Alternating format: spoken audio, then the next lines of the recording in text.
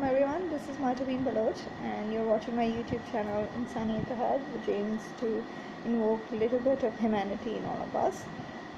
Today I'm going to make this video in Urdu because it's more of a analysis of the Pakistani political situation at this moment, and I just wanted to elaborate that in Urdu so that everyone in Pakistan could understand it in a better way. So people, international people who can understand Urdu, it's good for them. Otherwise, I think the message itself is more directed to the local Pakistani audience, and I hope it somehow benefits the viewers, whoever is watching.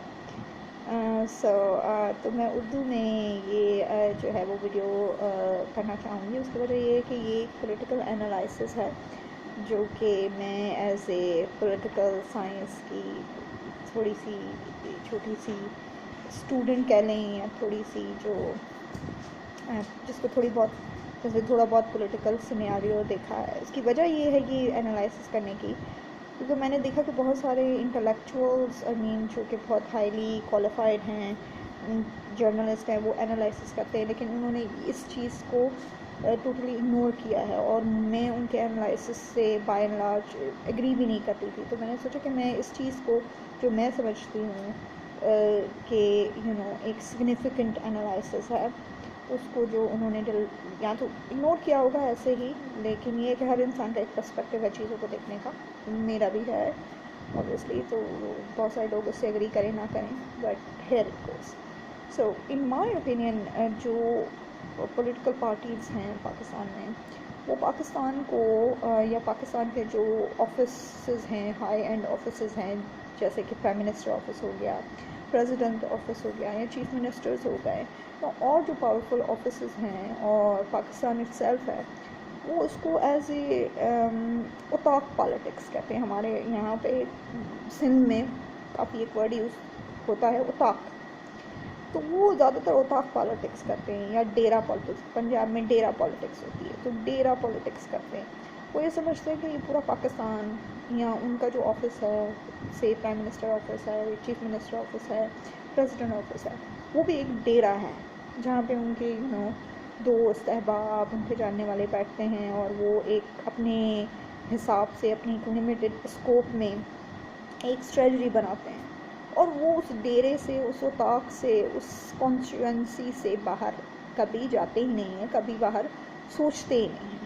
And I think that's the biggest factor कि हमारी जो domestic politics है, वो तो शायद किसी हद तक सक्सेसफुल है, चाहे वो हम उसमें नून लीग की बात करें, काफ लीग की बात करें, या पीपल्स पार्टी की बात करें, वो किसी हद तक मतलब कामयाब होती है. वो अपने एजेंडे भी उसमें कर लेते हैं, क्योंकि वो लिमिटेड सोचते हैं.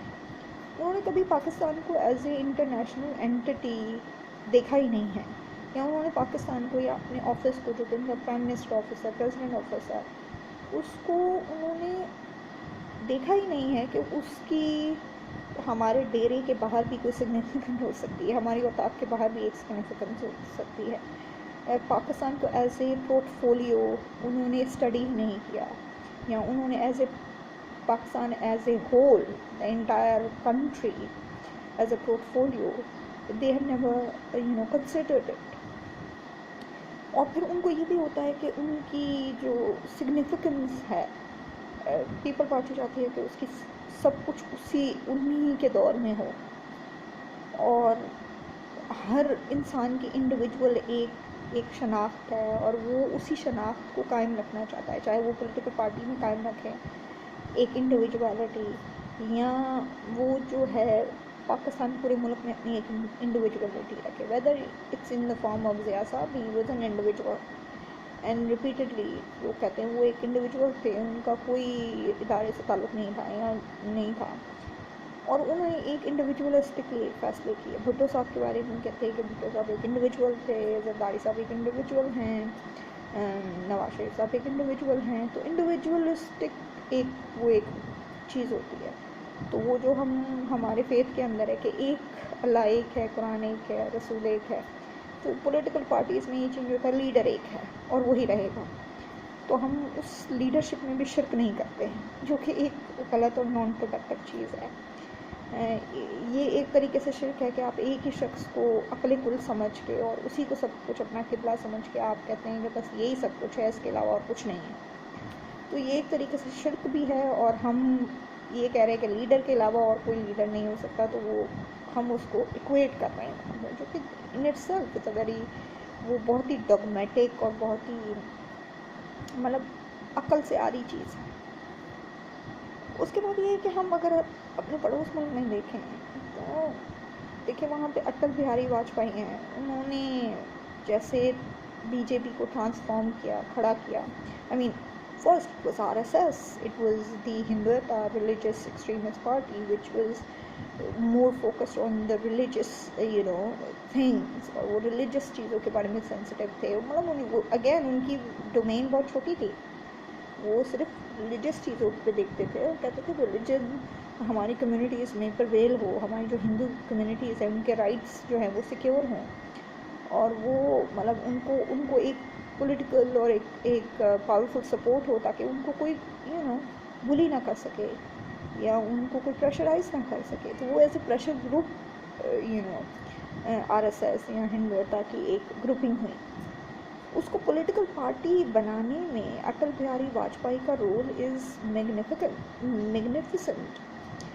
ابھی آج ہم کہتے ہیں کہ آج مودی جی کا دور ہے اور بی جے پی کا دور ہے، لیکن nobody can sacrifice, nobody can overlook the role that Atal Bihari Vajpayee ji played in making BJP an actual right-wing political party.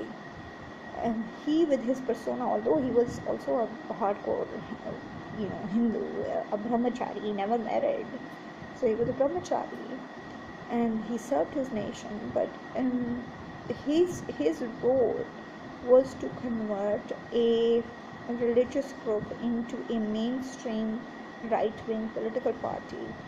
وہ تو کبھی that can never be overlooked. That was something which will only go to his credit. اور پھر اس platform کو مودی جی نے took it to another level. He took that to another level and made a India profile, and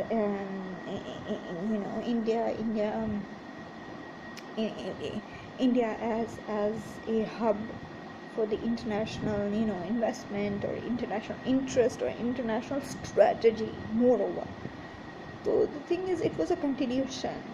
Atal Bihari Vajpayee made a platform. انہوں نے ایک چھوٹے سے pressure group Hindutva R S S کے پریشر گروپ کو political party میں transform کیا، right wing political party میں ٹرانسفارم کیا اگینسٹ دا کانگریس، اور he successfully did that. No one can take that away. He made the party B J P what he is. And then so called چائے والا اٹھایا اور اس نے اس پلیٹ فارم کو ہائٹس پہ لے کے گیا. He added to that thing. He added to that thing, and then he made this party not his party actually. He made India a profile, a portfolio which symbolizes democracy, freedom, and innovation. And آج آپ innovation کی بات کریں، آپ trade کی بات کریں، آپ گلوبل اسٹریٹجی کی بات کریں، تو you can not talk without India and Modi ji specifically. So ہمارے پولیٹیشینس جو پاکستان کے پولیٹیشینس ہیں، وہ جب تک اپنی اوطاق اور اپنے ڈیرے تک کے سوچتے رہیں گے اور اپنے ڈیرے اور اوطاق سے باہر نہیں آئیں گے اور یہ نہیں سوچیں گے کہ what will be their legacy, what will they leave behind, what sort of institutions and infrastructure they would leave behind, nothing will work out. اور پاکستان بھی یاد نہیں رہے گا لوگوں کو، اور شاید یہ لوگ بھی یاد نہ رہیں، اور اگر یاد بھی رہیں گے تو ایک نیگیٹو کنوٹیشن سے یاد رہیں گے. تو یہ سوچنے کی بات ہے جو ہمارے پولیٹیکل لیڈرز کو سوچنا چاہیے کہ وہ کیا کر سکتے ہیں اس سچویشن کو بہتر بنانے کے لیے. For Pakistan, this is a very, very pivotal time in which we can break or go ahead. So I wish that they do realize کہ اس وقت کی اور ان ساری چیزوں کی کیا امپورٹنس ہے، اور ابھی وہ اپنے سوچنا شروع کر دیں. کیونکہ اگر ہم یہ کہیں کہ پڑھے لکھے لوگ نہیں ہیں تو یہ غلط ہوگا. Zulfikar Ali Bhutto was a graduate from Harvard and Oxford both. Benazir Bhutto got graduated from both Oxford and Harvard. We have a Prime Minister Imran Khan who is a graduate from Oxford again. We have a Chief Minister in Sindh, the province where I live. He is a Stanford graduate. So it's not about education, it's about lack of vision and lack of strategy. Nowadays, all the universities in Europe and US, they are teaching game theory. What is that for? Game theory is basically making a strategy. Whether you are making a strategy for a business, for a country, for an individual, for a society, for anything, for any agenda, for any campaign, for anything. تو اس کے لیے آج کل کا جو سب سے بڑی اور سب سے امپورٹنٹ یہ چیز ہے کہ آپ گراؤنڈ ریالٹیز کو دیکھتے ہیں، ان کو اسیس کرتے ہیں اور اس کے لیے پاسبل سلوشنز نکالتے ہیں. اور اس سارے پروسیس کو آپ گیم اسٹریٹجی کہتے ہیں کہ آپ اس پرابلمس میں کیسے مینور کر کے اور آپ جیتتے ہیں اور آپ ایسی اسٹریٹجیز بناتے ہیں، پالیسیز بھی نہیں، ایسی اسٹریٹجیز بناتی ہیں اور پھر اس کو پالیسیز میں ٹرانسفارم کر کے لے کر آتے ہیں کہ in the end when you are an underdog, آپ اس انڈر ڈاگ سے ایک اسٹیبل پوزیشن پہ آتے ہیں اور پھر آپ ایک وننگ پوزیشن پہ آتے ہیں. تو بہت سارا کام ہے جو ہمارے پولیٹیکل پارٹیز کو کرنا چاہیے. اور اگر ہم نے if we still have hope in the Pakistan portfolio, تو ہمیں کچھ کرنا چاہیے اور ہمیں کچھ کرنا پڑے گا. تو پولیٹیکل پارٹیز جتنی بھی ہیں، جہاں پر بھی ہیں، think beyond your constituency, think beyond your otak, think beyond your data, think beyond yourself, your family, think beyond. Because whatever contribution you would give to the country or your party, that will have your mark. دیکھیں اٹل بہاری واجپئی سے آپ ان کا credit نہیں چھین سکتے. آج مودی جی کچھ بھی کر لیں، کچھ بھی اچھا کر لیں، بہترین کر لیں، لیکن وہ کہیں گے کہ جو میں نے کام کیا اسی کا کریڈٹ مجھے ملے گا. پارٹی بنانے کا کریڈٹ، پارٹی کو اسٹیبلش کرنا، اس کو ایک پولیٹیکل اینٹی بنانے کا کریڈٹ ہمیشہ اٹل بہاری اور ان کی 2-3 جو ان کے جو بڑے بڑے لیڈرز ہیں انہیں کو جائے گا کہ انہوں نے کیسے ایک پریشر گروپ کو، ریلیجیس پریشر گروپ کو انہوں نے ٹرانسفارم کیا as a right wing political party.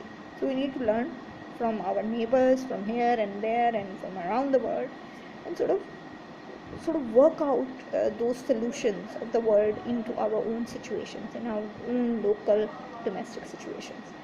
I wish all the best to all the political parties and Pakistan. I hope something good happens, not just in Pakistan but all around the world. اچھی policies آئیں، لوگ اچھے ہوں اور انسانیت کی ترقی ہو، انسانیت کی بھلائی ہو. And I wish all and everyone all the best. Thank you very much. I hope this video helps someone, and I hope this analysis is worth listening to or worth thinking of. So it's a food for a thought. شکریہ، بہت بہت شکریہ.